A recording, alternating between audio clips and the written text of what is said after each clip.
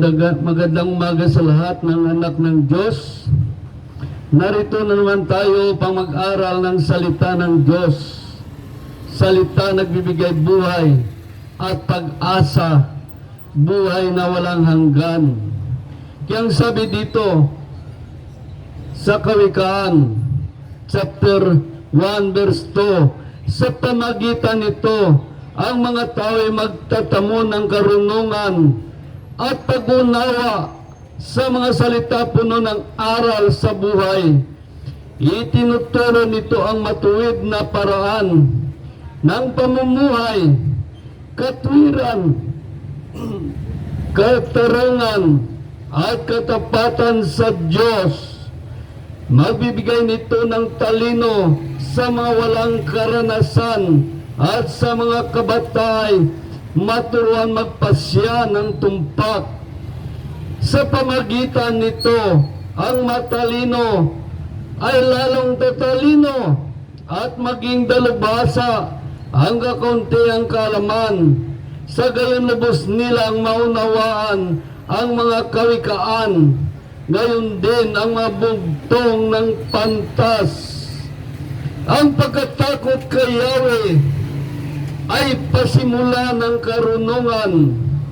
Ang pagkatakot sa Diyos ay simula ng karunungan. Ngunit walang halaga ito sa mga mangmang ang aral at saway. Napakaliwanag. Maraming mga tao hindi nabigay ng halaga sa salita ng Diyos. Ito'y salita ng kaligtasan. Ito'y nagbibigay buhay na walang hanggan. Kaya napakalaga ito sa ating buhay, ang salita ng Diyos. Dahil kung wala ang Diyos, wala tayong magagawa. Hallelujah! O Diyos na makapangyarihan sa lahat, narito na naman kami upang mag-aral ng iyong salita. Salita nagbigay buhay at pag-asa, buhay na walang hanggan. Buksan mo ang aming mga espiritual na mga mata, espiritual na pandinig. Bigyan mo kami ng espiritual na karunungan upang manawaan namin ang iyong salita. O Diyos, ikaw ang aming guro, nagtuturo ng aralin. Kung ano man ang plano ng dyablo sa lugar na ito, ay aking winawasak, ginigiba sa pangalan ni Jesus, to the power of the blood of Jesus, at sa kapangyarihan ng patnubay ng banal na Espiritu Santo. Purihin ka, O Diyos. Hallelujah! Hallelujah! Amen. Kaya ating pag-aralan ngayon ang pag-ibig ng Diyos sa atin. Inibig tayo ng Diyos, minahal tayo ng Diyos, ngunit tayo hindi nagmamahal sa Diyos. Hallelujah! Kaya ang sabi dito, sa Juan chapter 3 verse 16, ganito tayo kamahal ng Diyos. Gayon na lamang ang pag-ibig ng Diyos sa sanlibutan. Kaya binigay niya kanyang bugtong na anak upang sumampalataya sa Kanya ay hindi mapapahamak, kundi magkaroon ng buhay na walang hanggan. Ito ang sumampalataya sa Diyos. Hindi lang sumampalataya, kundi sinusunod ang Diyos. Ang sumusunod sa Diyos, ang hindi lang sumampalataya kung hindi sumusunod sa Diyos. Maraming mga tao na nampalataya sa Diyos, ngunit hindi sumusunod. Kaya ang sabi dito sa Mateo chapter 7 verse 21, hindi lahat tumatawag sa aking Panginoon, Panginoon ay papasok sa kaharian ng langit. Hindi lahat tumatawag na Panginoon, Panginoon ay papasok sa kaharian ng langit, kundi yaon lamang sumusunod sa kalooban ng aking amang nasa langit. Ang sumusunod lamang. Paano naman ang sumusuway sa Diyos? Paano naman ang hindi sumusunod sa Diyos? Kinapakaliwanag ang makapasok sa karanang langit. Ang sumusunod lamang. Ang sumusunod lamang sa kalooban ng amang nasa langit. Kaya sabi dito, sa 1 chapter 14, verse 24, ang hindi umiibig sa akin ay hindi tumutupad ng aking salita. Napakaliwanag. Ang hindi umiibig sa Diyos ay hindi tumutupad ng salita ng Diyos. Yan ang napakaliwanag ang sabi sa Matthew chapter 7 verse 21. Hindi lahat tumatawag sa akin, Panginoon, Panginoon, ay papasok sa karyan ng langit, kundi yan lamang sumusunod sa kalooban ng aking amang nasa langit. Ang sumusunod lamang. Paano natin masunod ang Diyos kung hindi tayo nagbabasa ng kanyang mga kasulatan sa banal na aklat? Ito'y salita ng Diyos, nagbibigay buhay at pag-asa, buhay na walang hanggan. Ngayon na lamang ang pag-ibig ng Diyos sa sanlibutan. Kaya binigay niya ang kanyang bugtong na anak upang sumampalataya sa kanya ay hindi mapapahamak kundi magkaroon ng buhay na walang hanggan. Ganon tayo kamahal ng Diyos. Binigay niya ang kanyang bugtong na anak. Kung sino man manampalataya sa kanya ay hindi mapapahamak kundi magkaroon ng buhay na walang hanggan. Kaya maraming mga tao nagtatanong kay Kristo. Ang sabi niya, ito nagtatanong sa kanya ay mga makareliyon na tao. Dahil ang sabi sa Matthew chapter 22 verse 34, nagtitipon ang mga Parisiyo at nabalitaan nilang napatahimik ni Jesus ang mga Sadusiyo, at isa sa kanila isang dalubhasa ng kautusan na nagtatanong kay Jesus upang sabutin ito, Guro, alin pa ba ang pinakamalagang utos? Sabi sa verse 27, sumagot si Jesus, ibigin mo ang Panginoon ng Diyos ng buong puso, buong kaluluwa, at buong pag-iisip. Ito ang pinakamalagang utos. Ito ang pinakamalagang utos. Ibigin mo ang Panginoon ng Diyos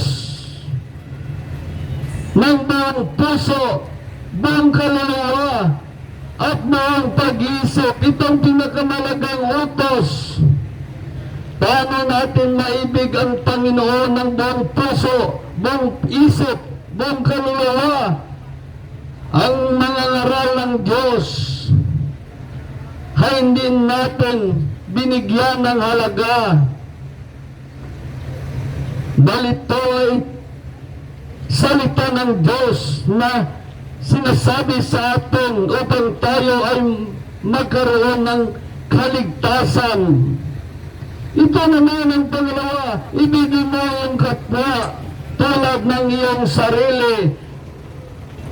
Marami bang mga Kristiyano ngayon na hindi umiibig sa Diyos? Hindi pansin ang salita ng Diyos.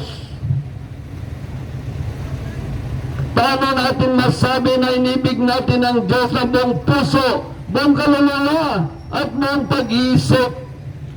Maraming mga tao hindi umiibig sa Diyos dahil ang kanyang kapwa ay hindi niya kayang mahalin, kanyang mga Kristiyano di na kayang mahalin. Paano niya mamahal ang kanyang kapwa? Tingnan na maraming mga makareliyon ngayon. Nasabi nila mahal nila ang Diyos, ngunit ang kanilang member naman ay hindi nila minahal. Kaya marami ngayon mga backslider dahil sa mga ito na klaseng Kristiyano nagnanabigay ng di mabuti sa tao.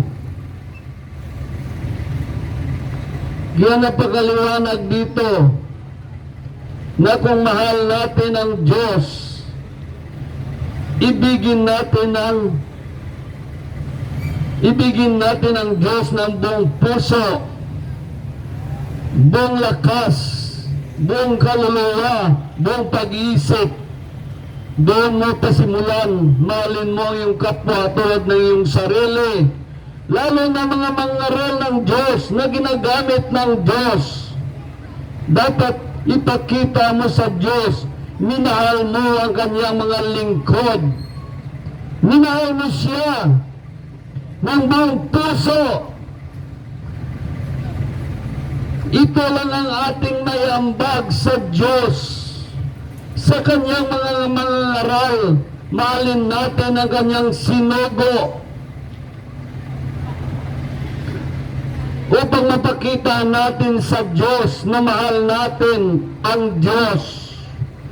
Kaya sabi dito sa unang 1 chapter 4 verse 19, tayo umibig sapagkat ang Diyos ang unang umibig sa atin. Ay nagsasabing iniibig ko ang Diyos at napupot naman sa kanyang kapatid ay sinungaling kung niya ang kapatid niya na kanyang nakikita hindi niya naibig. Paano niya maibig ang Diyos na hindi makikita? Napakaliwanag. Paano niya maibig ang Diyos na hindi makikita? Ito ang utos na binigay sa atin ni Kristo.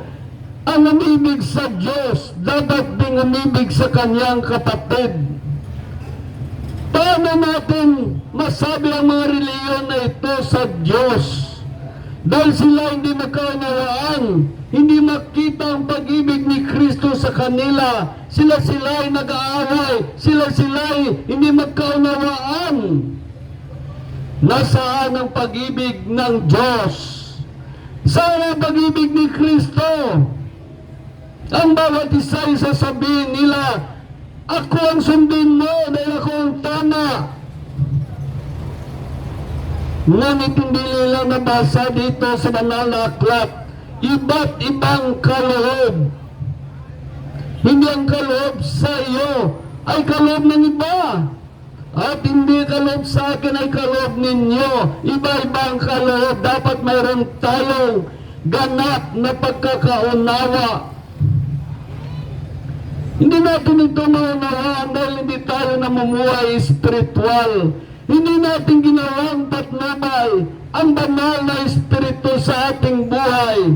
Kaya namumuhay tayo sa laman. Namumuhay tayo sa laman. Kaya sabi dito sa Corinto chapter 3 verse 1, mga kapatid, hindi ko kayo kinakausap tulad ng ginagawa ko sa mga taong nagtataglay ng espiritu. Kailangan kausapin ko kayo bilang mga taong namumuhay ayon sa laman. Sabi dito, kailangan kausapin ko kayo bilang mga taong namumuhay ayon sa laman, mga sanggol pa sa panampalataya. Kaya kung isang Kristiyano, isang mangangaral ay namumuhay sa laman, ang tawag ng banal na aklat ay sanggol pa sa pananampalataya. Sanggol pa sa pananampalataya. Ay sabi sa verse 2, bibigyan ko kayo ng gatas, hindi matigas na pagkain, sapagkat hindi pa ninyo kaya at hindi pa ninyo kaya hanggang ngayon. Kaya napakaliwanag, binibigyan tayo ng pagkain, gatas. Dahil ang sabi sa Hebreo, chapter 6, verse 11, ang nabubuhay sa gatas ay sanggol pa. Wala pang muwang tungkol sa mabuti o masama. Ngunit ang matigas na pagkain ay para sa may sapat na gulang na sanay sa pagkakilala ng mabuti at masama. Kaya liwanag ang sabi dito, kaya sabi sa unang Korinto chapter 3 ay ganito, kailangan kausapin ko kayo bilang taong nanangaray ayon sa laman, mga sanggol pa sa pananampalataya. Bibigyan ko kayo ng gatas, hindi matigas sa pagkain, sapagkat ito'y hindi pa ninyo kaya at hindi pa ninyo kaya hanggang ngayon. Sapagkat na naigpa sa inyo ang laman, meron ba kayong inggitan at nalitan at diyay nagpapakilala, nakasalibutan pa kayo at namumuhay ayon sa laman. Totoo yan, nagkaroon ng inggitan at alitan dahil sila ay makareliyon lamang, hindi makadiyos.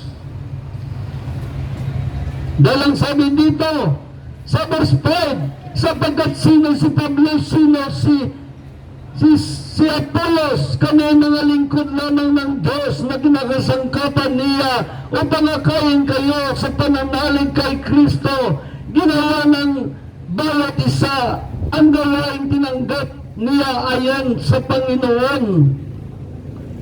Kaya iba-ibang kaloob sa atin, iba-ibang gawain. Kaya ang gawain mo, ayusin na, hindi yung gawain ng iba. Ang sarili mong gawain para maayos mo sa harapan ng Diyos, hindi gawain ng iba dahil kanya-kanyang kaloob. Kung kayo ay pinakalooban ng gamitin ng Diyos kutsara, magpakain ng salita, magpakain kayo. Kung kayo naman pinagkalooban ng maso, tagabahag ng maling aral, maling katuruan, mga aral ng dablo, gawin mo ang kaloob mo.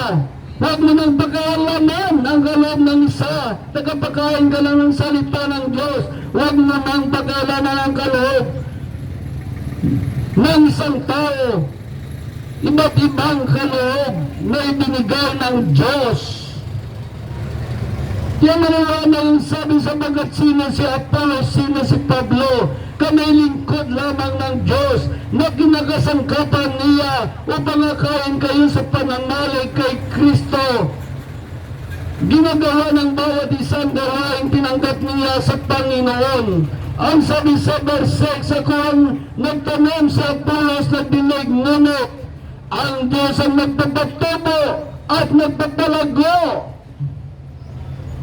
Kaya minsan ang malingkod ng Diyos nagkaroon ng alitan. Bakit?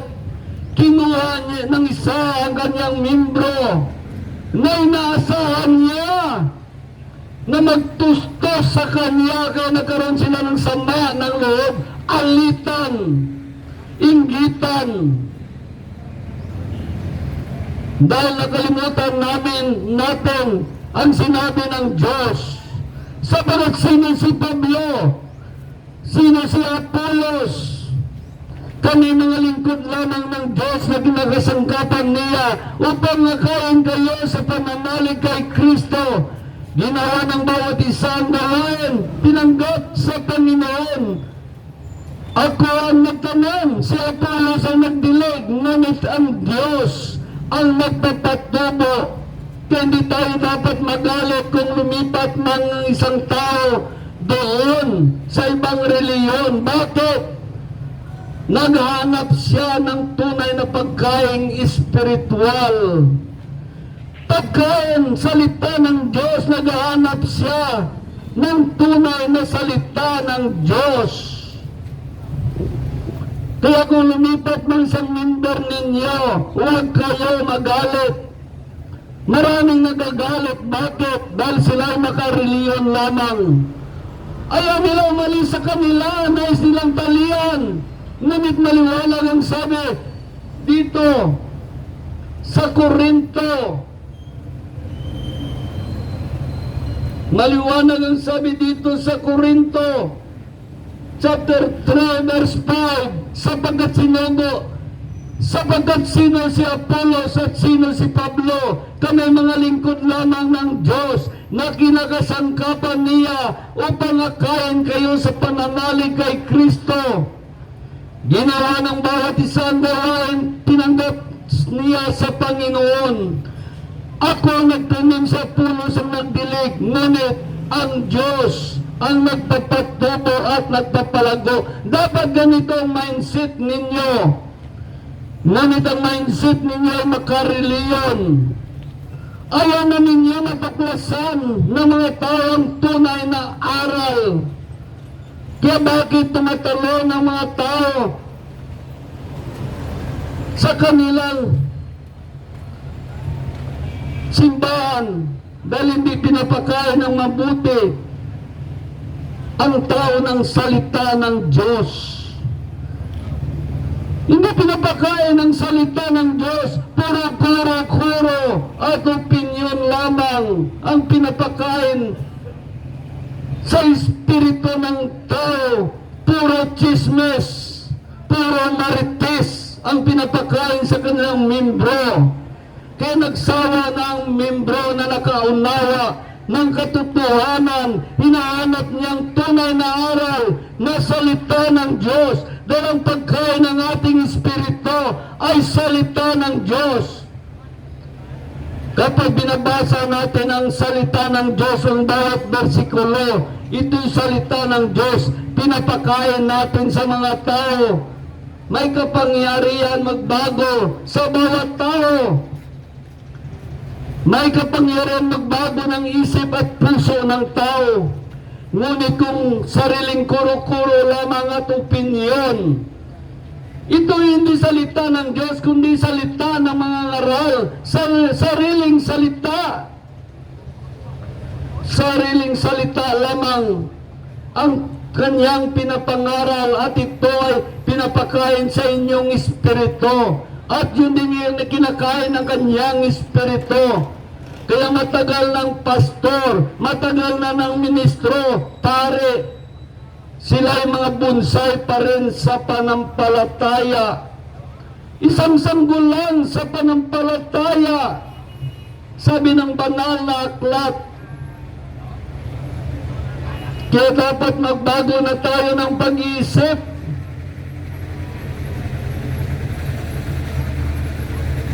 Magbago na tayo ng pag-iisip.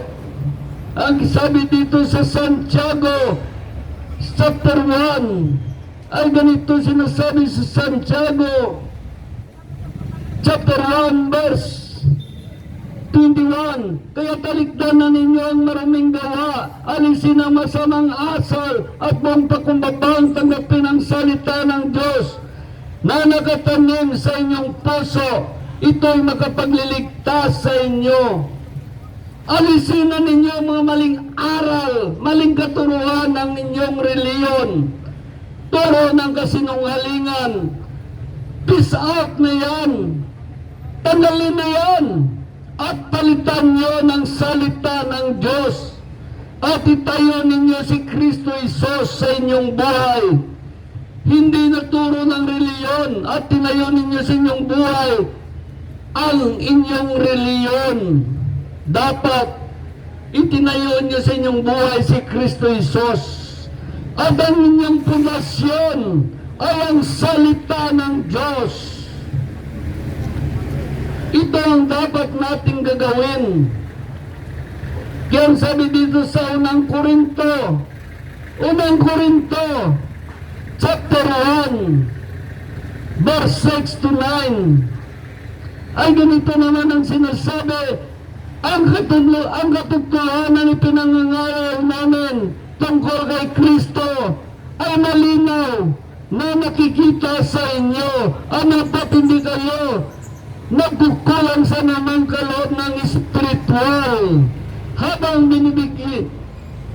hinihintay ninyo ang kanyang, habang hinihintay ninyo mahayag ang ating Panginoong Jesucristo, kaya layan niya hanggang sa wakas upang matagpuan kayo walang kapintasan sa araw ng ating Panginoong Jesucristo. Tapat ang Diyos na tumawag sa inyo upang kayo ay magpag-isa sa kanyang anak na si Jesucristo na ating Panginoon. Napakaliwanag ang sabi dito. Yan sabi naman dito sa unang 1. Sabi naman sa unang 1 ay ganito. Unang 1, chapter 4 verse 13. Ay ganito ang sinasabi sa unang 1, chapter 4 verse 13. Nalalaman natin na natili tayo sa Diyos at siya naman ay sa atin sapagkat pinagkalooban niya kayo ng kanyang espiritu. Nakikita namin at pinatutuhanan sinabi ng Ama ang kanyang bugtong na anak bilang tagapagligtas ng sanlibutan. Ang nagpapayag na si Jesus ay anak ng Diyos ay nanatili sa Diyos at ang Diyos naman ay nanatili sa Kanya. Nalalaman natin ang pinanaligan at ang pag-ibig ng Diyos sa atin. Yan sabi dito sa verse 16, nalalaman natin ang pinanaligan ang pag-ibig ng Diyos sa atin. Ang Diyos ay pag-ibig at nagpapatuloy na umibig ay nanatili sa Diyos at nanatili naman sa Kanya ang Diyos. Ang pag-ibig ay nagiging ganap kung hindi natin ginatatakutan ang araw ng paghukom sapagkat tayo tulad ni Kristo kahit na sa daigdig pang ito. Walang kalakip na takot ang tunay na pag-ibig sapagkat pinatalo ng pag-ibig ang namang pagkatakot. Hindi paganap ang pag-ibig ang sinamang natatakot sapagkat ang takot ay kaugnay ng parusa. Napakaliwanag. Ang takot ay kaugnay ng parusa. Marami tayong alam na takot tayo mag-share ng salita ng Diyos. Hindi basta-basta mag-share ng salita ng Diyos. Kaya maraming natakot mag-share sa salita ng Diyos. Dahil ganito ang kanilang naranasan. Ang sabi dito sa 1 chapter 15. Sabi sa 1 chapter 15 verse 10, kung napapot sa inyong sanlibutan, dapat ninyong malaman na papot na ito sa akin bago sa inyo. Ang sabi sa verse 20, nalalaman ninyo alalahanin ninyo ang sinasabi ko sa inyo, walang alipin na higit kaysa kanyang Panginoon. Kung ako'y inuusig nila, uusigin din nila kayo. Kung tinutupad nila ang aking salita, tutuparin din nila ang salita ninyo. Napakaliwanag. Kaya maraming mga Kristiyano na hindi tumutupad ng salita ng Diyos.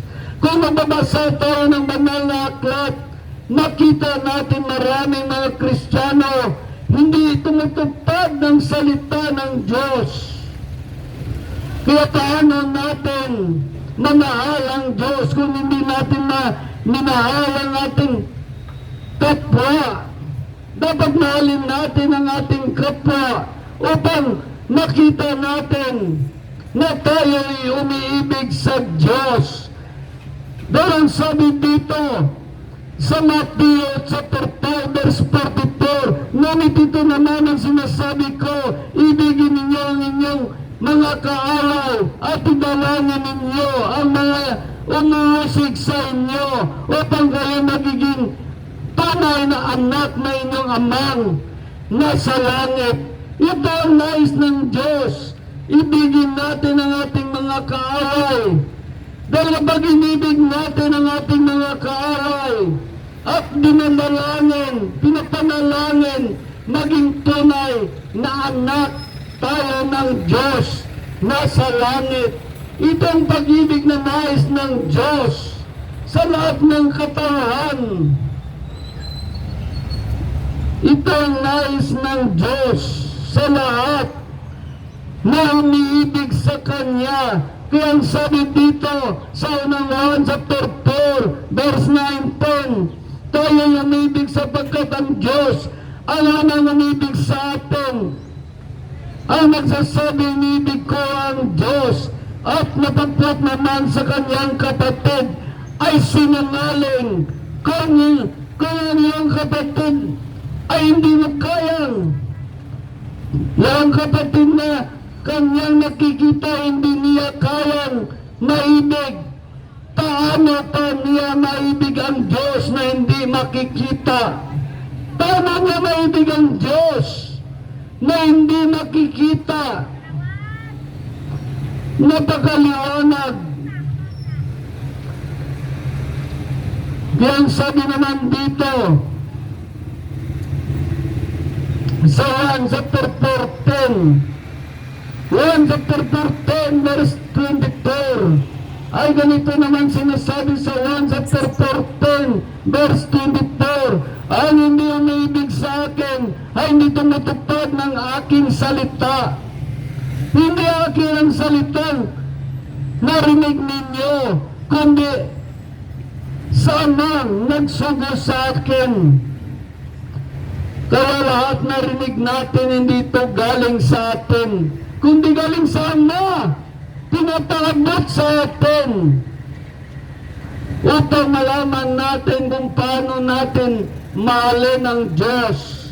Mahalin mo muna ang kapwa mo, mahalin mo muna ang kaaway mo, upang maging tunay ka na anak ng Diyos. Paano mo mamahal? Paano masabi na ikaw ay isang anak ng Diyos? Kayo mga reliyon nag-away-away.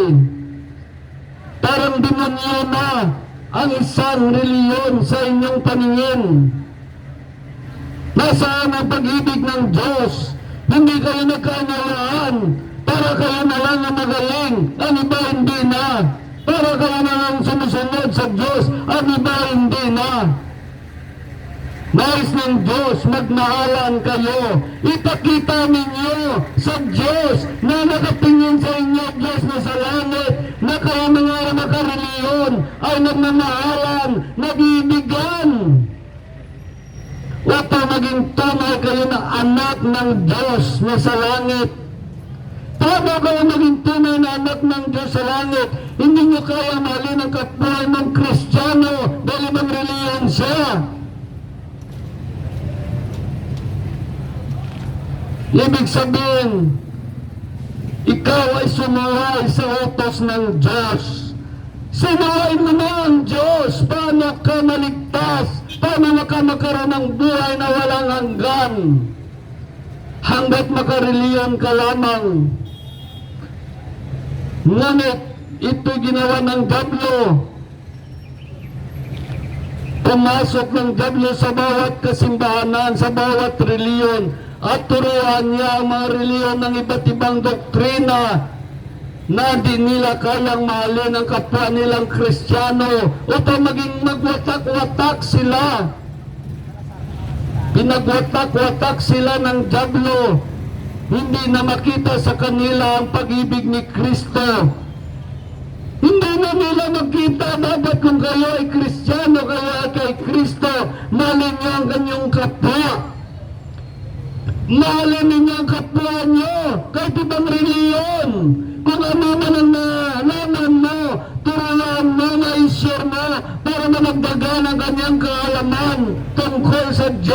upang masunod niya ang Diyos. Kung may saway ka, isawayin mo. Kung may babala ka, babalahan mo. Ituro mo ang hindi gusto ng Diyos. Dahil ang pagsaway ay isang pagmamahal sa iyong kapwa. Dahil ang Diyos, sinasaway tayo, binababalahan tayo ng Diyos. Bakit? Dahil mahal tayo ng Diyos. Kaya natin mga magulang, sinasaway natin ang ating mga anak sa anong dahilan? Dahil mahal natin ang ating anak. Yun ang dahilan. Kaya ang saway, mga babala, mga hindi gusto ng Diyos, yan ay kabuti natin. Kaya kung tayo naman mga anak, mga saway, mga babala, mga hindi gusto ng ating magulang, sundin natin. Dahil yan ay isang pagmamahal na magulang. Ngunit sa generasyon na ito, iba na ang kanilang unawa sa saway. Pinapagalitan. Ang babala ay pinapagalitan sila. Mga hindi gusto na magulang ang pinapagalitan sila. Kaya tingnan mo, ganyan ang kasi tayo mga Kristiyano, pagtingin natin, pagdinig natin sa saway ng Diyos, sa kanyang babala at hindi gusto ng Diyos, ay hindi rin natin gusto pakinggan. Kaya nandito na ang sumpa ng Diyos. Nakita na sa ating mga anak ang ating mga ginagawa dahil sa ating pagsuway sa Diyos. Hindi natin nagustuhan ang kanyang babala at mga hindi gusto. Kaya nasa ating mga anak na ngayon ang sumpa. Tingnan mo ang mga anak natin sa uling generasyon. Hindi na masaway, hindi na mababalahan. Ang mga hindi na gusto na magulang, ayaw na nila pakinggan. Nung aming generasyon, pag tumingin pa lang ang aming nanay, tatay, alam na natin na hindi niya gusto, ay aming sinusunod at pinapakinggan. Ngunit ang mga bata ngayon, hindi nananapuwa sa tingin o sinyas. Ikaw pa, babalahan nila ng kanilang kamao, inunol. Hindi namamasahay ang mga bata ngayon. Hindi mo na mababalahan. Hindi mo na pagsabihan mga hindi mo gusto. Dahil ito sana sa kabutihan nila. Bakit ganyan mga bata? Yan ay isang sumpa. Dahil ang babala ng Diyos, mga saway ng Diyos, mga hindi gusto ng Diyos, ay hindi natin gusto. Kaya pinarating na sa atin ang sumpa sa pamagitan ng ating mga anak. Kung ang ating mga anak naman gagawin yan sa atin, tayo mga magulang ba ay masaya? Masaya ba tayo? Kung hindi tayo masaya, mas lalong hindi masaya ang Diyos. Siya ang naglagaw ng hangin sa ilong mo. Siya ay nagbigay ng kalakasan ng katawan mo upang makapangalap buhay ka. Binigyan ka ng biyaya, ngunit hindi ka marunong magpasalamat sa Diyos. Nagmamalaki ka pa sa Diyos. Sa lakas ng katawan ko, sa talino ko, yumaman ako. Kung binigyan ka ng Diyos ng karamdaman na may taning ang buhay mo, makahanap buhay pa ka kaya. Kung na-stroke ka ngayon, makapaglabang ka pa kaya. Kaya bigyan natin halaga ang Diyos. Kung gaano siya kabuti sa ating buhay, kung gaano tayo kamahal ng Diyos. Kaya bigyan natin halaga ang Diyos sa ating buhay. Dahil wala tayong magagawa kung wala ang Diyos. Kung itigil ng Diyos supply ng hangin sa ilong natin, isa na tayong malamig na bangkay. Kaya maraming kabutihan ng Diyos hindi natin nakikita. Salit, ang Diyos ay sinasaktan natin dahil sa paggawa ng kasalanan, pagsuway at paglabag sa Diyos. Parang magaling pa tayo sa Diyos. Pero magaling pa tayo sa Diyos. May revelasyon ng Diyos sa bawat pastor, sa bawat ginagamit ng Diyos. Ano ginawa ng Kristiyano? Nire-reject nila dahil ang gusto nila, ang revelasyon lang ay sa Kanya. Hindi nila alam ang revelasyon ng Diyos. Hindi lang tausan na damtak yan, hindi mo kayang buhatin. Nasabog ang utak mo kung sa'yo lang ipagkaloob ng Diyos ang kanyang kaloob. Kaya ito mga kaloob ng Diyos, ipinapaat-paat sa lahat ng tao upang ang tayo magkatagpo-tagpo, mag-usap-usap. Share natin, ganito ang kaloob ko, ganito ang kaloob ko, hanggang makuha natin ang kabuuan ng kaloob ng Diyos. Dahil bawat isa sa atin ay kanyang kaloob ng Diyos. Iba't ibang kaloob ng Diyos sa atin. May kaloob na magpagaling na may sakit, makapagsalita ng iba't ibang wika, may kahusayan magsalita ng salita ng Diyos, may nakakaunawa. At mayroon naman, makita niya ang masamang espiritu at may discerning spirit siya. Makita niyang masamang espiritu, mabuting espiritu sa isang tao. Kaya may kanyang kaloob tayo. Kaya ito dapat nating pag-aralan. Hindi natin itakwel ang mga revelasyon ng Diyos. Sa halip ito'y ating unti-unti na hanapin, unti-unti nating tanggapin, unti-unti nating pag-aralan upang maging ganap tayo sa harapan ng Diyos, maging ganap ang ating pagkaunawa kay Kristo. Tingnan mo ang mga reliyon, hindi ganap ang kanilang pagkaunawa, kaya nag-away-away sila. Ang kanilang kaalaman ay limitado lamang. Ayaw nila dinggin ang revelasyon sa ibang reliyon, sa ibang tao. Ayaw nila dinggin. Basta ligtas na kami, ang aming reliyon ligtas na. Ganyan ang kaliit ang kanilang unawa sa kaligtasan na ibinigay ng Diyos. Dapat bukas ang ating kaisipan, bukas ang ating tainga, bukas ang ating puso sa katanggap na narevelasyon ng Diyos upang maging ganap ang ating pagkaunawa bunga sa tunay na pagkakilala kay Kristo.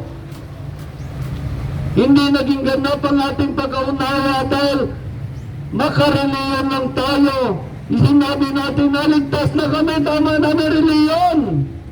Ngunit wala ka namang alam sa bawat bersikulo na sinasabi ng Diyos sa Biblia. Basta na lang naniwala ka sa reliyon mo, pinagkaloob mo sa reliyon mo ang iyong kaligtasan. Hindi natin alam ang kaligtasan ay mahal. Mahal ang kaligtasan, hindi nabili ng salapi, hindi na mabili ng bilyon, hindi mabili ng trilyon. Kahit ang pira sa buong daigdig, sa isang tao lang, kaligtasan ng isang tao hindi mabili. Bakit pinabaya natin sa ating reliyon? Bakit hindi tayo magsaliksik ng salita ng Diyos at ilagay ang kaligtasan sa ating mga kamay? Bakit hindi tayo magsaliksik sa salita ng Diyos? Ilagay natin sa ating mga kamay ang buhay na walang hanggan. Bakit ang buhay na walang hanggan kaligtasan niyo pinabayaan niyo sa inyong reliyon? Bakit? Hindi niyo alam kung gaano kahalaga ang kaligtasan. Kaya ito na lang ang ating request sa inyo. Mag-aral kayo na mag-aral ang salita ng Diyos upang makita mo kaligtasan at kung paano mo ingatan ang kaligtasan upang magkaroon ka ng reward, tagumpay sa harapan ng Diyos, makamit mo ang buhay na walang hanggan sa langit. Maraming mga tao ngayon makareliyon lang. Kaya itong sabi ng Diyos, kung iniibig ninyo ako, sabi niya sa Juan, chapter 14, verse 15, kung iniibig ninyo ako, tuparin ninyo ang aking mga utos. Maliwanag ang sabi ni Jesus, kung iniibig ninyo ako, tuparin ninyo ang aking mga utos. Saan ba ang utos ni Kristo? Dito sa banal na aklat sa Biblia, magbasa kayo sa kanyang mga utos. Dahil makapal ang nakasulat dito, ito mga utos ng Diyos upang tayo maligtas kung ito bigyan natin ng halaga. Kung hindi natin unawaan na hingi tayo sa Diyos ng karunungan sa pagkaunawa, O Diyos, bigyan mo ko ng karunungan ng pag-unawa upang masunod ko ang iyong mga utos. Kaya sabi sa Juan, chapter 14, verse 21, ang tumatanggap sa aking mga utos at tumutupad nito, ang siyang umiibig sa akin. Napakaliwanag ang sabi ni Jesus, ang tumanggap sa mga utos ko at tumutupad nito, ang siyang umiibig sa akin. Tayo ba tumanggap ng utos ng Diyos? Tayo ba tumutupad sa utos ng Diyos? Kung ginawa natin yun, ang sabi ng Diyos, ang tumanggap sa mga utos ko at tumutupad nito, ang siyang umiibig sa akin. Ang umiibig sa akin ay ibigin siya ng aking Ama. Ibigin ko rin siya at ako'y lubusang magpakilala sa Kanya. Kung inibig natin ang salita ng Diyos, tinanggap natin ang salita ng Diyos at inibig natin at sa buhay natin, ibigin tayo ng Amang nasa langit. At ibigin tayo ni Kristo Jesus at ng Espiritu Santo. At siya'y lubusang magpakilala sa atin. Paano natin malaman nagpakilala ang Diyos sa atin? Maunawaan na natin ang bawat bersikulo. Nakasulat dito. Maunawaan na natin ang salita ng Diyos. Nakasulat dito. Darang sabi dito, sa unang Juan chapter 2 verse 30, ngunit ipinagkaloob sa inyo ang Espiritu at dahil dito kayong lahat ay may pagkakaunawa. Kung yun ang pinagkaloob na sa atin ang Espiritu ng Diyos, lahat tayo ay may pagkakaunawa. Kung maunawaan na natin ang salita ng Diyos, tuparin natin at sundin at sa buhay. Yan ang ganap na pagkaunawa sa salita ng Diyos. Hindi na nalaman mo lang, napakinggan mo lang. Parang marunong ka na, hindi. Pag napakinggan mo at naunawaan mo, tuparin mo at sa buhay mo, yan ang bunga ng iyong pagkakilala, tunay na pagkakilala sa salita ng Diyos. Isa buhay mo. Dalang sabi dito sa Juan. Kaya sabi dito sa Juan, chapter 14, verse 23, sumagot si Jesus, ang umibig sa akin ay tumutupad ng aking salita. Ibigin siya ng aking Ama at kami sa Kanya at mananahan sa Kanya. Napakaliwanag pag inibig natin ang salita ng Diyos. Ibigin tayo ng Amang nasa langit at si Kristo Jesus na masabuhay natin. Ang Espiritu Santo ay nasabuhay natin. Kaya kung masabuhay na natin ang Espiritu, ang salita ng Diyos na nabigay sa atin ang buhay na walang hanggan, ay ito na mangyayari sa atin. Ang sabi sa Ikalawang Korinto chapter 5 verse 17, kaya ang sino na nakipag-isa kay Kristo ay isa ng bagong nilalang, wala ng dating pagkatao, siya'y bago na. Siya'y bago na. Dahil sinabuhay natin ang salita ng Diyos. Isinabuhay natin kaysa na tayong bagong nilalang. Wala na dating pagkatao, siya'y bago na. Napakaliwanag ang sabi dito, kung sa atin ang Espiritu ng Diyos. Pag Pag nagkaroon ng rapture, tiyak kasama tayo sa rapture.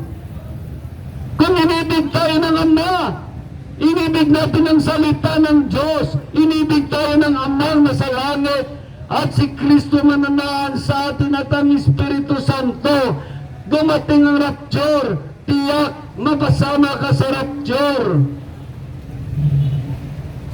Tiyak magkaroon ka ng buhay na walang hanggan. Tiyak makamtan mo ang pangako ng Diyos. Makamtan mo ang kanyang pangako na maniraan sa langit. Kung sakaling namatay naman tayo, hindi natin naabutan ang pagbalik ni Kristo, sakaling namatay tayo, at inibig natin ang salita ng Diyos, at inibig tayo ng Amang nasa langit, at inibig tayo ni Kristo Isos at ng Espiritu Santo, nabuklod sila, nabuklod tayo sa pag-ibig ng Diyos. Dahil sa atin ang Espiritu ng Diyos. Ang sabi sa Roma, chapter 8, verse 11, kung naman sa inyo ang Espiritu ng Diyos na siya muling bumuhay kay Kristo Isos, ang Diyos din yan ang magbibigay buhay sa inyong mga katawan na mamatay sa pamagitan ng kanyang Espiritu na naan sa inyo. Kaya gagawin nating patnubay ang Espiritu Santo ng Diyos. Dapat ang Espiritu ng Diyos pananahan natin sa ating puso. Kaya ang sekreto dito, tanggapin mo ang salita ng Diyos at tuparin mo at isa buhay upang maibig ka ng Amang nasa langit, upang ibigin ka ni Kristo Isos, at ang Espiritu Santo ay mananahan sa iyong buhay. Gawin mong patnubay ang Espiritu Santo sa iyong buhay. Hallelujah! Yang sabi naman sa Roma ay ganito, Roma chapter 1. Sabi sa Roma chapter 1 verse 16, hindi ko ginayaan mabuting balita tungkol kay Kristo sapagkat ito'y kapangyarihan ng Diyos sa ikaliligtas ng bawat manampalataya. Yang salita ng Diyos ay ating kaligtasan. Hindi ko ginayaan mabuting balita tungkol kay Kristo sapagkat ang kapangyarihan ng Diyos ay ikaliligtas ng bawat manampalataya. Ang sabi sa verse 17 ay ganito, iniyag nito ng pagpawalang sala ng Diyos sa mga tao ay nagsimula na sa panampalataya at nagiging ganap sa pamagitan ng panampalataya ayon sa nakasulat. Ang pagpawalang sala sa pamagitan ng panampalataya ay mabubuhay. Yan sabi naman sa verse 18 ay ganito, inayag nila sa langit ang puot ng Diyos laban sa mga nayag na mula sa langit ang puot ng Diyos laban sa lahat ng naglapastangan at kasamaan ng mga taong sumisikil sa katotohanan sa pamagitan ng kanilang kasamaan.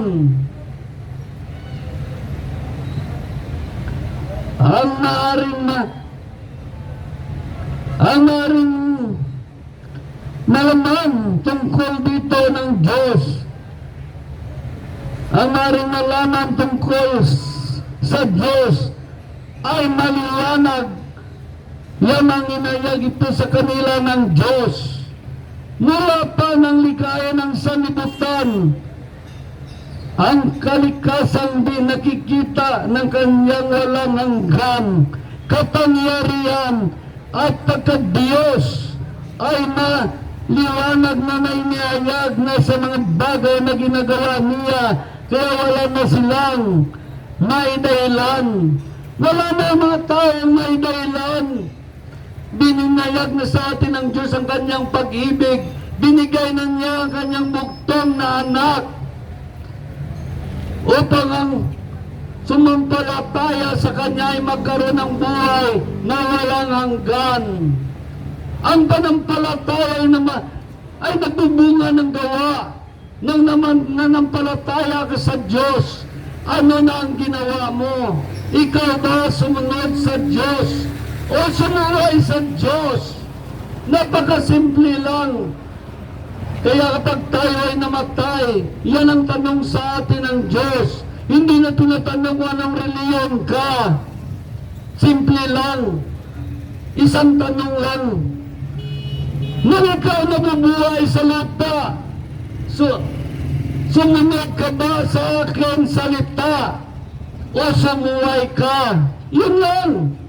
Wala nang maraming usapan dyan. Sumusunod ka ba sa aking mga saway, mga babala, mga hindi ko gusto? Sumusunod ka ba sa aking salita?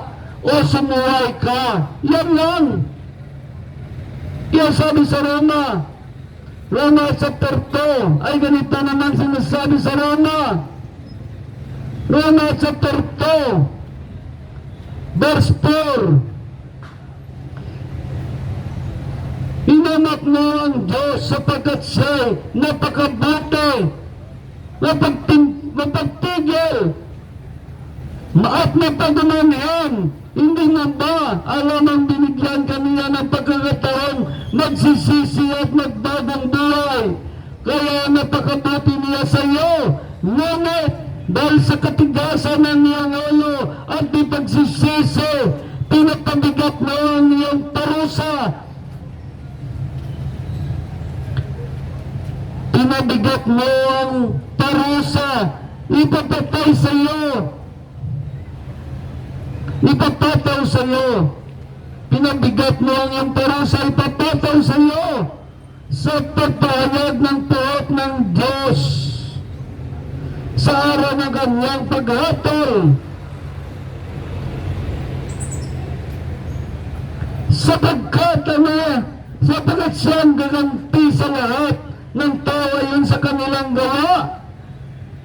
Ang mga nagpapatuloy sa paggawa ng mabuti, sa pag-angad ng karangalan, kadakilaan, at kawalang kamatayan, ay binigyan niya ng buhay na walang hanggan. Dapat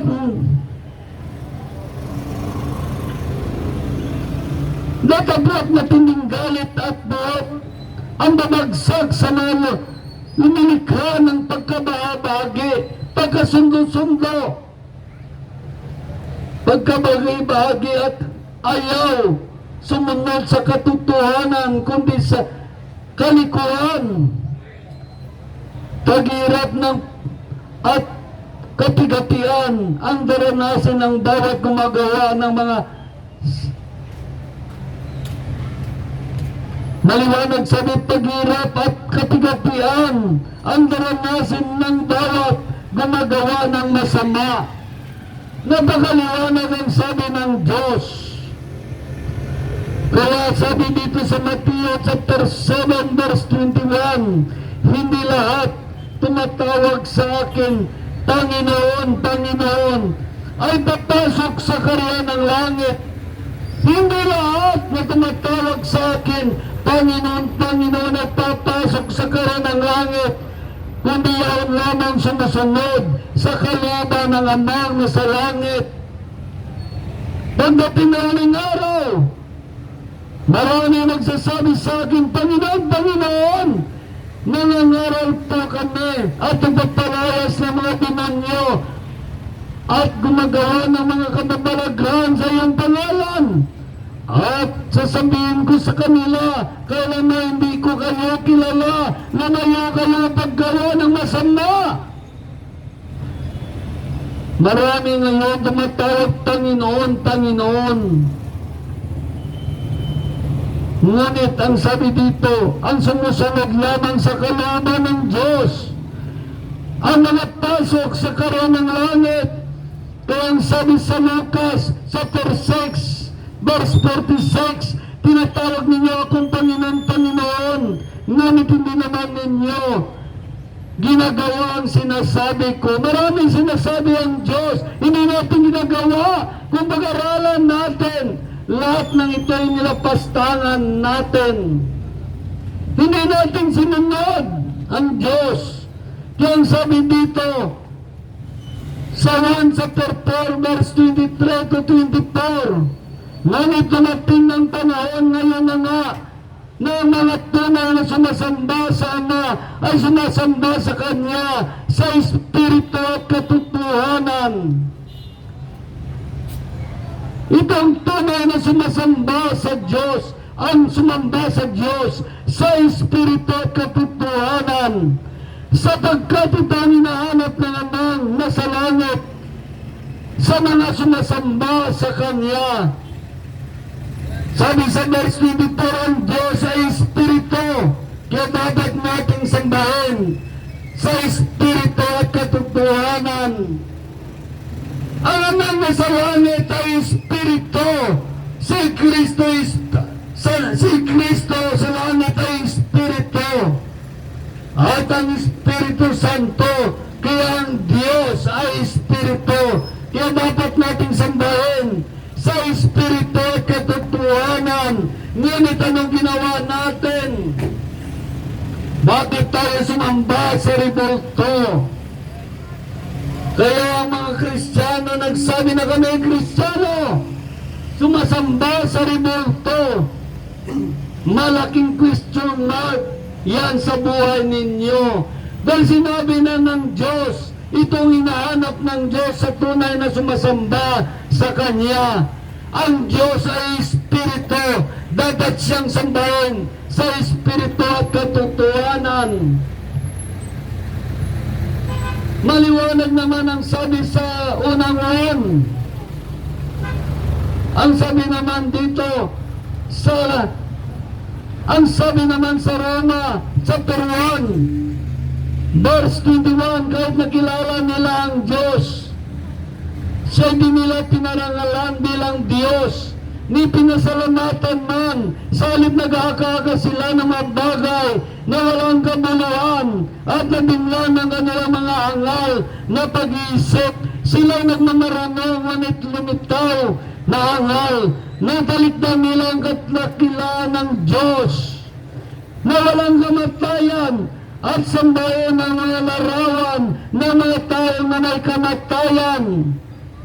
Kaya inayaan sila ng Diyos sa kanilang marunong pita hanggang maguman sila sa paggawa ng kaalayan sa isa't isa. Pinalikdan nila ang katotohanan at pinalikdan ng kasinungalingan.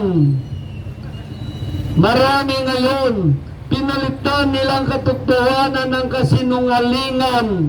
Sumamba sila sa mga Diyos-Diyosang rebulto na walang kabuluhan, hindi lang sa Pilipinas, buong mundo. Sumamba sila sa mga Diyos-Diyosang walang kabuluhan. Marami mga sinasamba mga tao sa iba't ibang nasyon, sa iba't ibang bansa.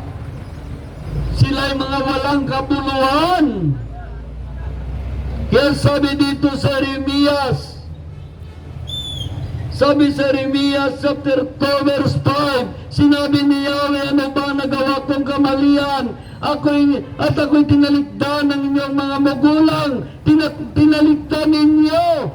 Sumamba sila sa mga walang kabuluhang Diyos-Diyosan, kaya sila'y maging walang kabuluhan din. Kaya lahat na sumasamba sa Diyos-Diyosan ay maging walang kabuluhan sa mata ng Diyos. Kaya ang sabi sa verse 19, paparusahan ka ng sarili mong kasamaan, ipapahamak ka ng iyong pagtataksil. Maranasan mo kung gaano kapait kahirap ang tumalikod kay Yahweh na iyong Diyos at nawala ng takot sa Kanya. Akong nagpapanyag nito, ang Diyos na makapangyarihan sa lahat.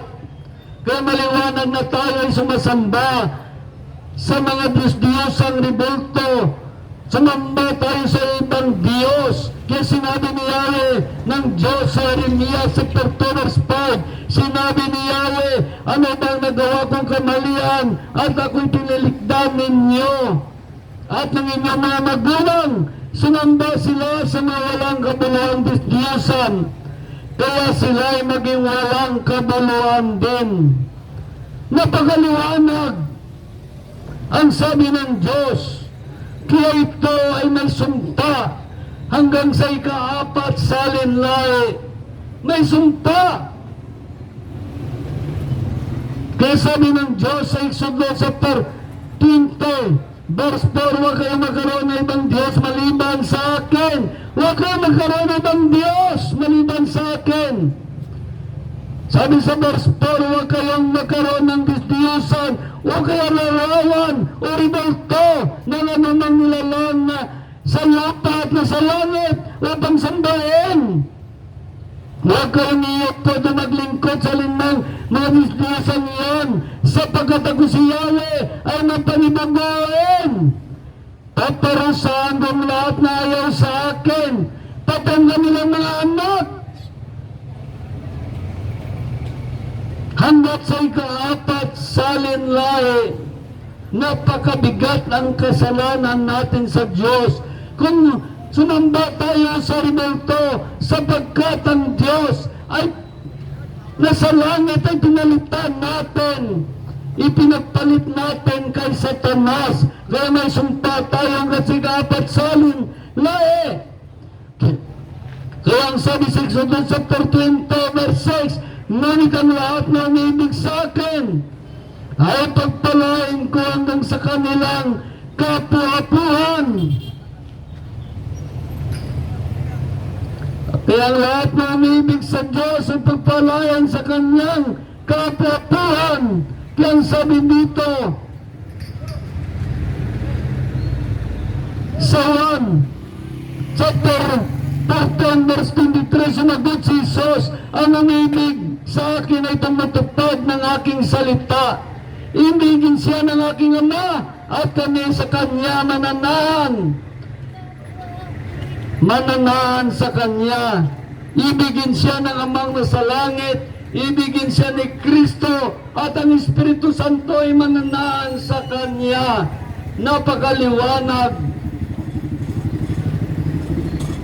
Yan sabi naman sa 1. Bakit sabi dito na sumagot si Jesus, ang umiibig sa akin ay tumutupad ng aking salita. Ibigin siya ng aking Ama at kami sa Kanya mananahan sa Kanya. Sabi sa verse 21, ang tumanggap sa aking utos at tumutupad nito ay siyang umiibig sa akin. Ang umiibig sa akin ay ibigin siya ng aking Ama. Ibigin ko rin siya at ako'y lubusan magpakilala sa Kanya. Kaya ang Diyos magpakilala sa atin kapag inibig natin ang salita ng Diyos. Siya magpakilala sa atin, maunawaan natin ang bawat bersikulo sinasabi ng Diyos.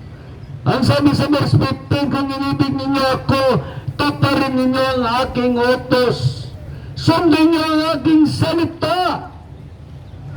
Dahil ang sabi sa 1 chapter 1 ay ganito, sa pasimula pa'y naroroon ang salita, kasama ng Diyos ang salita, at ang salita ay Diyos.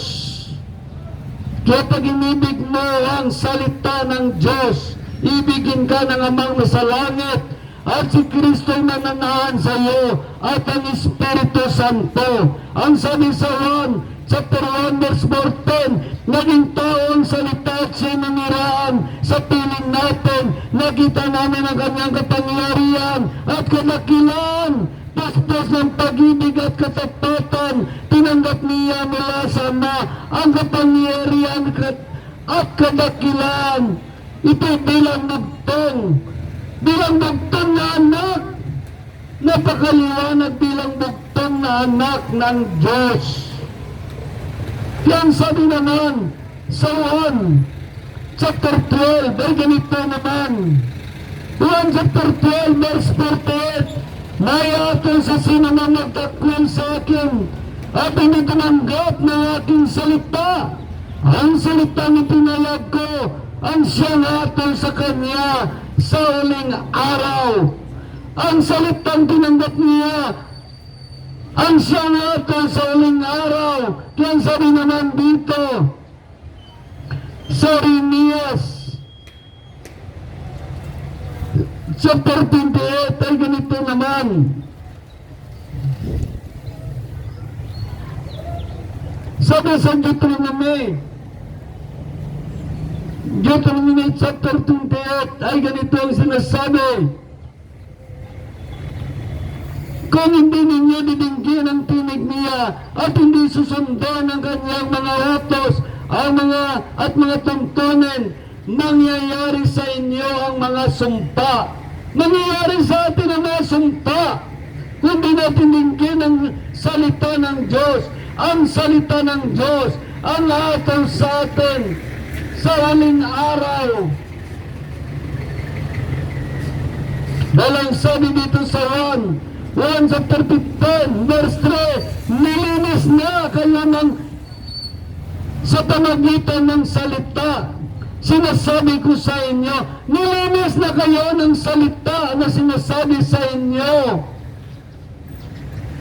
Kaya kapag ito, nilinis na tayo ng salita ng Diyos at gumawa pa rin tayo ng kasalanan, ito isang paglapastangan sa Diyos. Isang paglapastangan sa Diyos.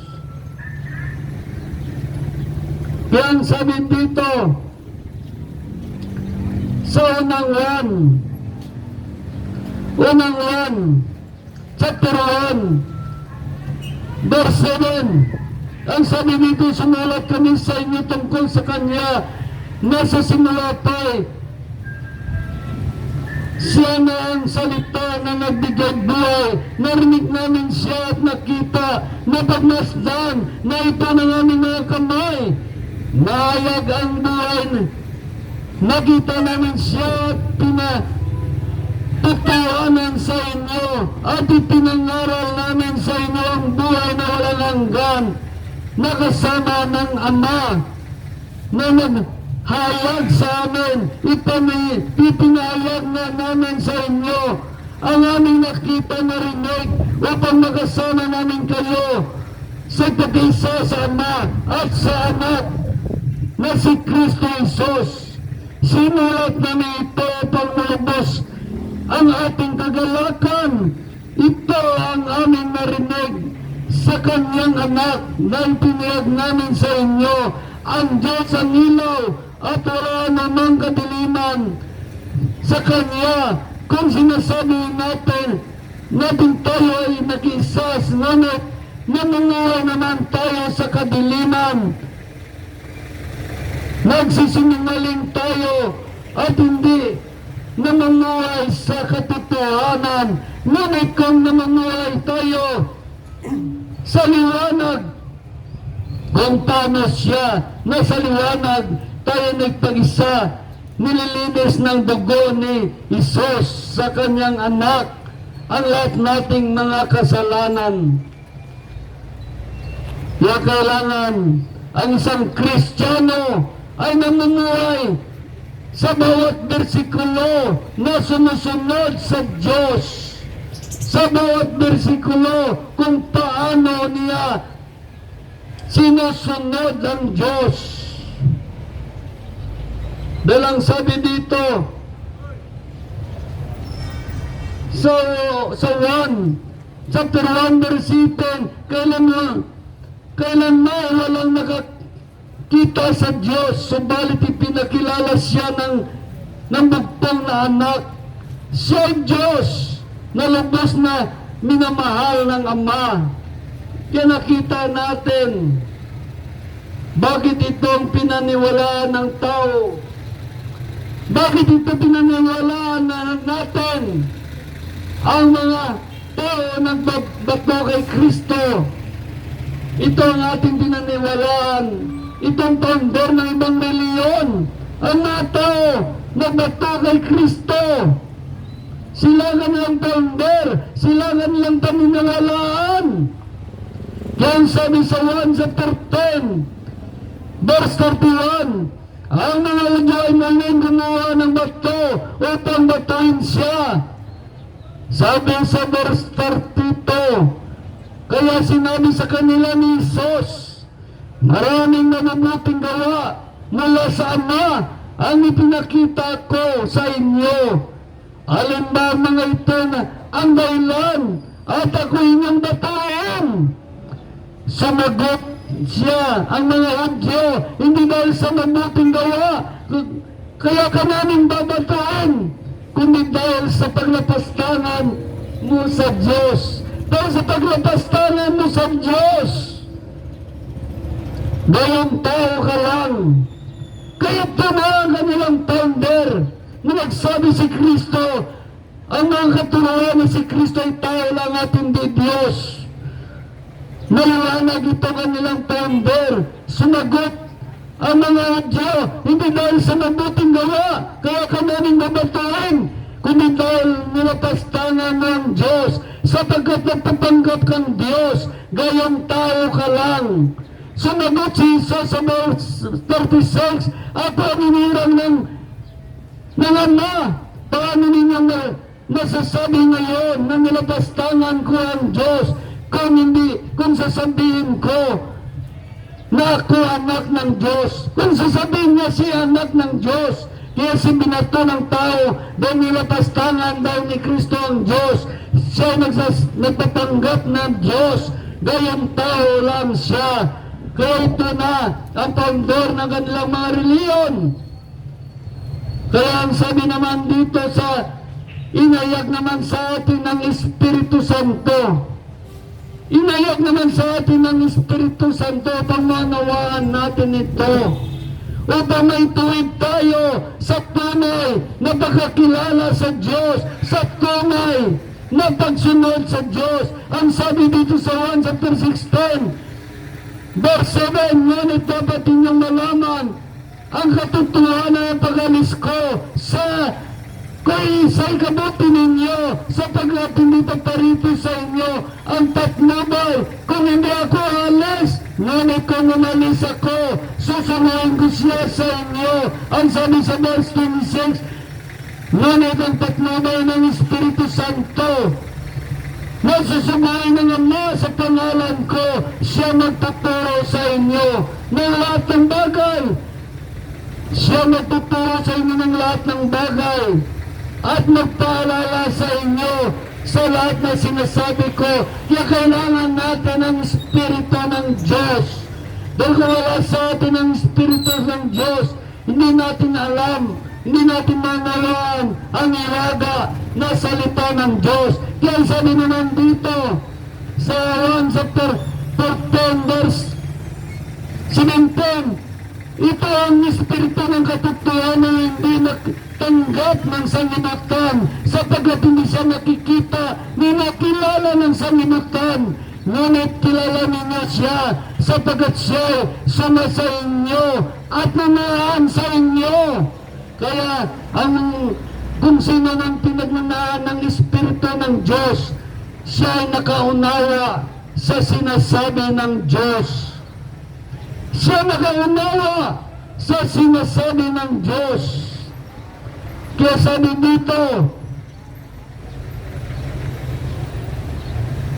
sabi dito sa Corinto chapter 2 verse 10, subalit inayag ng Diyos sa pamagitan ng kanyang Espiritu, nasa liksik ng Espiritu ang lahat ng bagay, maging sa pinakamalalim na panukala ng Diyos. Walang nakakaalam sa inisip ng tao maliban sa kanyang sariling Espiritu. Gayun din naman walang nakakaalam sa inisip ng Diyos maliban sa kanyang Espiritu.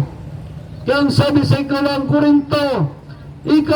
Korinto ay ganito, chapter 3 verse 16, ngunit pagharap ng tao sa Panginoon na alis ang talukbong. Ang sabi sa verse 17, ang Panginoon binabanggit dito ay ang Espiritu. Napakaliwanag. Ang Panginoon binabanggit dito ay ang Espiritu. At kung nasaan naroon ang Espiritu ng Panginoon, naroon din ang kalayaan. Kaya nga kung sa atin ang Espiritu Santo ay may kalayaan na tayo, naghimalaya na tayo sa mga bisyo, nangangapas ng dyablo, sa mga maling aral at maling katuruan. At taro ng kasinungalingan, ang sabi sa verse 18, sa gayon maalis ang talakbo ng ating mukha, tayo magiging sinag ng kaminingan ng Panginoon. Ang kaminingan niyon ay nagmula sa Panginoon na siyang Espiritu. Hallelujah! Kaya ang Espiritu Santo ay gawin ninyong patnubay sa inyong buhay. Dahil kung sa atin ang Espiritu ng Diyos, kung dumating na ng rapture, tiyak magpasama tayo sa rapture. Kung namatay naman tayo, tiyak muli tayo mamuhayin ng Diyos. Dahil ang Espiritu Santo ay ginawa nating patnubay. Kaya sabi sa Roma, chapter 8, verse 11, kung nanahan sa inyo ang Espiritu ng Diyos na siyang muling bumuhay kay Kristo, ang Diyos din yan ang magbibigay buhay sa inyong mga katawang namatay sa pamagitan ng kanyang Espiritu na naan sa inyo. Yan sabi sa Roma, gawin natin patnubay ang Espiritu Santo. Kaya sabi sa Roma chapter 8 verse 26, ganyan din naman tinutulungan tayo ng Espiritu sa ating kainaan. Hindi tayo marunong manalangin ng wasto. Kaya ang Espiritu na lumulog para sa atin sa parang di magagawa ng pananalita. Ang Espiritu lumulog sa atin sa panalitang di magagawa ng panalita. Kaya sabi dito sa Korinto, unang Korinto chapter 14, verse 2, ang nagsasalita ng iba't ibang wika, speaking of tongues, ay nagpag-usap sa hindi sa tao, sapagkat walang nagkaunawa. Yan maliwanag dito ang speaking of tongues, nagsasalita ng iba't ibang wika, ay sa Diyos nakipag-usap. Sa Diyos sila nagpag-usap, hindi sa tao, sapagkat walang nakakaunawa sa Kanya. Ngayon nagsasalita siya ng mga iwaga sa tulong ng Espiritu Santo. Kaya kung nagkasalita ang mga tao ng speaking of tongues, yan ay salita ng mga anghel. Walang nakaunawa ng salita ng panlangit, salita ng mga anghel sa langit. Sabi ito, ang nagsalita ng iba't ibang wika ay sa Diyos na ipag-usap, hindi sa tao, sapagkat walang nakaunawa sa Kanya. Ngayon nagsalita siya ng mga iwaga sa tulong ng Espiritu Santo. Ang sabi sa verse 4, ang sariling pamumuhay espiritual ay pinaunlad na nagsalita ng iba't ibang ang sariling pamumuhay espiritual ay pinaunlad na nagsasalita ng iba't ibang wika. Pinaunlad ito ng speaking of tongues sa mga tao na nagsasalita ng ibang iba't ibang wika. Pinaunlad ang kanilang pamumuhay espiritual. Kaya sabi sa Korinto chapter 13 verse 39, kaya mga kapatid, pag nasahan ninyo ng payag ng salita ng Diyos, ngunit huwag naman ninyong ipagbabawal ang pagsalita ng iba't ibang wika. Kaya sabi naman dito sa Episo chapter 4 verse 30, ay ganito naman sinasabi, huwag ninyong dulutan ang bigati ang Espiritu Santo, sapagkat ito ang tatak ng Diyos sa inyo, ang katibayan ng inyong katubusan pagdating ng takdang araw. Kaya kung nag-speaking of tongues tayo may tatak ng Diyos, tatak ng ating katubusan pagdating ng takdang araw. Kaya ang sabi dito sa unang Korinto chapter 2 verse 14, sapagkat ang taong di nagtataglay ng Espiritu ay ayaw tumanggap sa nakakaloob ng sapagkat ang mga taong di nagtataglay ng Espiritu ay ayaw tumanggap na nakakaloob mula sa Espiritu ng Diyos para sa kanilang kangalanan na iyon at pinilangawan sapagkat ang bagay na espiritual ay manawaan mo lamang sa paraang espiritual. Yung salita ng Diyos, ito'y salitang espiritual. Manawaan mo lamang sa paraang espiritual. Kaya po pamunawaan ninyong salita ng Diyos, gagawin ninyong patnubay ang Espiritu Santo sa inyong buhay. Dahil kung sa inyo ang Espiritu ng Diyos, maunawaan mo ang bawat bersikulo na sinasabi ng Diyos. Dahil ang Diyos ay nabusan na pagkilala sa atin, pag-inibig natin ang salita ng Diyos. Ibigin tayo ng Amang nasa langit, si Kristo Jesus, at ang Espiritu mananahan sa atin. Kung nananahan sa atin ang Espiritu Santo at si Kristo at inibig tayo ng Diyos, sakaling magkaroon ng rapture, dumating si Kristo, tiyak na pasama ka sa rapture. Kung namatay naman tayo, muli tayong bumuhayin ng Diyos sa pamagitan ng Espiritu na naan sa atin. Mga kapatid, kay Kristo ito lang aking mensahe. Nais kong ipahayag sa inyo, gagawin ninyong patnubay ang Espiritu Santo sa inyong buhay. Hallelujah! Meron tayong kapatid kay Kristo na nais niyang magpahayag upang matalakas at matatatag ang inyong pagkakilala, pagsunod at pananampalataya kay Kristo Jesus. Hallelujah! Purihin ng Diyos.